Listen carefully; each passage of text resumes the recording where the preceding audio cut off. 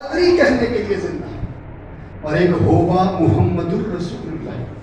کیا پوچھتے ہو مرگ پہنچا ہوں اس دن ربا کے, انہی کے نام پر تمہارا مٹا, انہی کا جلوہ تو کرنے آیا ہوں. ایک اس کے لیے زندہ وہ بات کر رہا تھا کہ آپ کائنات کے اندر دیکھ رہے تھے کون ضمیر مخاطب جمع جہاں آ جائے, اس سے مراد امت دعوت بھی ہے اور امت اجابت بھی ہے. تو فرمایا لا اسألکم علیہ اجرا, میرے حبیب نے نہ کبھی غیروں سے کچھ مانگا نہ کبھی اپنوں سے کچھ مانگا ہے. اس سے مراد یہ آفر دونوں طرف سے آئی. غیروں نے حضور کے چچا سے آ کر کہا تھا اپنے بھتیجے کو سمجھائیں وہ ہمارے بتوں کو برا بھلا نہ کہیں. آقا نے کیا جواب دیا تھا؟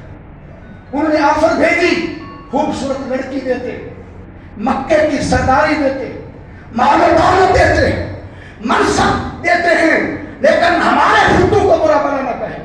میرے سرکار نے فرمایا چچا انہیں بتا دیں اگر میرے ایک ہاتھ پر سورج اور ایک ہاتھ پر چاند جیسی نعمتیں ملا کے رکھ دیں تو میں حق کہنے سے باز نہیں ہوں. لا اسألکم علیہ اجرا. اس قوم نے اپوزیشن کو ٹھکرا دیا, دھتکار دیا. جفا ہو چور کی آندھی چلے طوفان آ جائیں, مٹانے کو میرے شداد اور حامان آ جائیں, خدا کے کام سے میں باز ہرگز رہ نہیں سکتا. یہ بت جھوٹے ہیں, ان جھوٹوں کو سچا کہہ نہیں سکتا. لا اسألکم, غیروں کی آفر بھی ٹھکرا دی. اور دوسری طرف امت اجابت, اپنوں سے بھی حبیب نے زندگی پر کبھی کچھ مانگا, کیونکہ دینے والوں کو لینے کی عادت نہیں. سخی جو ہوتے ہیں انہیں دینے کی عادت ہوتی ہے. اور ایک ایسا موقع آیا, ایک دن میرے آقا نے فرمایا شہزادی کونین علی کے ساتھ آپ کی رخصتی ہو گئی, اور مدینہ پاک کی آخری نکڑ میں مولا کائنات کا گھر تھا. اور کل مدینہ پاک کتنا تھا جتنی آج مسجد نبوی شریف ہے, یہ کل مدینہ پاک تھا. اتنی جدائی بھی حضور سے گوارا نہیں. فرما دے سیدہ اے شہزادی کونین, میں جب تک آپ کو دیکھ نہ لوں مجھے چین نہیں آ رہا. علی سے کہو اپنا گھر میرے گھر کے تھوڑا قریب. دعوت حق کا سفر بڑھ گیا. مکہ مدینہ پاک کی 10 سالہ حیات طیبہ ظاہری میں سے 8 سالوں میں 86 جنگیں لڑی اور 26 سے 27 غزوات میں حضور نے بنفس نفیس شرکت فرمائی. اور جو ہر 20 دن کے بعد ایک جنگ بنتی ہے, بدر کے سفر, تبوک کے سفر, حنین کے سفر, خیبر کے سفر, قبائل کی صلح کے سفر. فرمایا شہزادی کونین سفر بڑھ گئے, کام بڑھ گئے, دین کے امور بڑھ گئے, میں آپ کو دیکھنے والا رہ بھی نہیں سکتا. اور حدیث میں آتا ہے کہ حضور نے اپنی زندگی کے ہر سفر کا آغاز بھی سیدہ زہرا کے گھر سے کیا اور ہر سفر کا اختتام بھی سیدہ زہرا کے گھر پر کیا. آپ کو دیکھے بغیر میں رہ نہیں سکتا. علی سے کہنا میرا پیغام دے, اپنا گھر میرے گھر کے تھوڑا میرے والی گلی میں دے دیں, مجھے آنے جانے میں شہزادی کو دیکھنے میں آسانی ہوگی. یہ بات جا کر سیدہ پاک نے مولا کائنات سے کہہ دی. علی المرتضیٰ کی آنکھوں میں آنسو آ گئے. کہا سیدہ کاش میں آپ کے بابا کی خواہش پوری کر سکتا ہوں. لوگ تو کہتے ہیں اے علی آپ کو کبھی زکوٰۃ دیتے نہیں دیکھا. آپ نے فرمایا کبھی جمع ہونے نہیں دیا, کبھی صاحب نصاب خود کو بننے نہیں دیا, کبھی بینک بیلنس بڑھولے بھرے ہی نہیں ہیں. جو آتا ہے نبی کی امت میں بانٹ دیتے ہیں, کبھی رکھا ہی نہیں ہے. اے سیدہ ایک یہودی کے باغ میں کنویں سے پانی سینچتا ہوں, پورے باغ کو پلاتا ہوں. مولا کائنات بیسیکلی انجینئر تھے, کنویں بناتے تھے. اس کے بدلے میں شام کو تھوڑی مزدوری, معاوضے میں کچھ کھجوریں ملتی ہیں. ان کو بیچ کر کبھی جو کا آٹا، اور کبھی سیدہ آپ بخار میں ہوں تو آپ سے پوچھوں آج کیا کھانا ہے، تو سارے دن کی مزدوری دے کر ایک انار خریدتا ہوں، اور وہ انار لاتا ہوں تو رستے میں ایک سائل کہتا ہے میری بیوی بیمار ہے، ذرا یہ انار مجھے دے دیں، اس کو دے دیا جاتا ہے۔ جب گھر آتے ہیں تو سیدہ پاک جو صبح بستر پر ہوتی ہیں وہ کام کاج گھر کے کر رہی ہوتی ہیں۔ مولا علی پوچھتے ہیں سیدہ جب گیا تھا تو بستر پر تھی، آیا ہوں تو کام کاج میں مصروف ہے، مشغول ہے، تو سیدہ پاک نے فرمایا علی جب آپ میرے لیے خریدا ہوا انار سخاوت کر رہے تھے، فرشتے گھر میں شفا کی خوشخبری لیے ہوا ہے، اللہ نے اسی میں شفا کا پیغام بھیج دیا تھا۔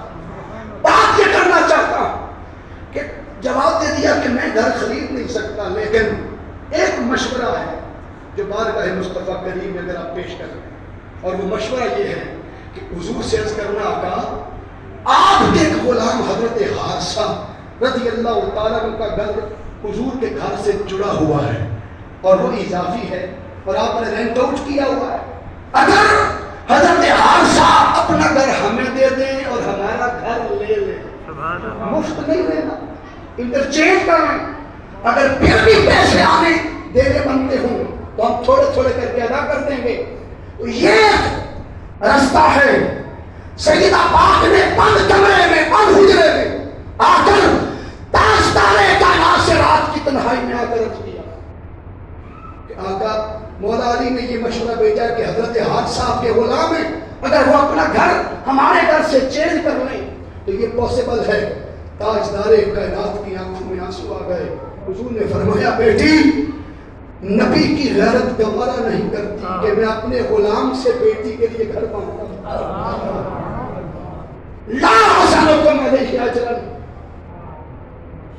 قرآن مجید نے گارنٹی دے دی، اس محبوب نبی نے نہ خیالوں سے کبھی مانگا نہ اپنوں سے کبھی مانگا، ضرورت پڑنے پر بھی مصطفیٰ نے ریفیوزل دے دیا، انکار کر دیا۔ دیواروں کے کان ہوتے، گلی سے غلام گزر رہے تھے، گزرتے گزرتے کان میں آواز پڑ گئی، جا کر حضرت حارثہ سے کہا حارثہ تیرے گھر کی حضور کو ضرورت ہے، لیکن حیاء رسالت کے تحت حضور سوال نہیں کر رہے۔ حضرت حارثہ سال کے بل آنکھوں کے بل دوڑتے ہوئے مصطفیٰ کے قدموں میں آ گئے، جوتا بھی نہیں پہنا، عرض کیا فدا کا ابی و امی یا رسول اللہ، فدا کا قلبی روحی جسدی یا رسول اللہ، فدا کا مال یا رسول اللہ، میرے ماں باپ، میرا مال، میری جان، میری جوانی، میرا سب کچھ آپ پر قربان۔ آقا یہ گھر کیا چیز ہے؟ حارثہ بھی آپ کا، مال بھی آپ کا، حارثہ کا سب کچھ آپ کا، آپ نے حکم کیا ہوتا میں گردن کٹا کر محمد کو راضی کرتا، میں جان دے کر مصطفیٰ کو راضی کرتا۔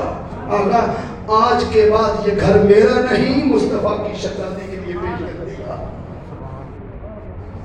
پھر اس گھر کی دیوار جڑی ہوئی تھی حجرہ پاک سے، تو اس گھر کی دیوار کے اندر ایک کھڑکی رکھی گئی تھی سوراخ، اس کھڑکی سے حضور شہزادی کونین کو دیکھا کرتے تھے۔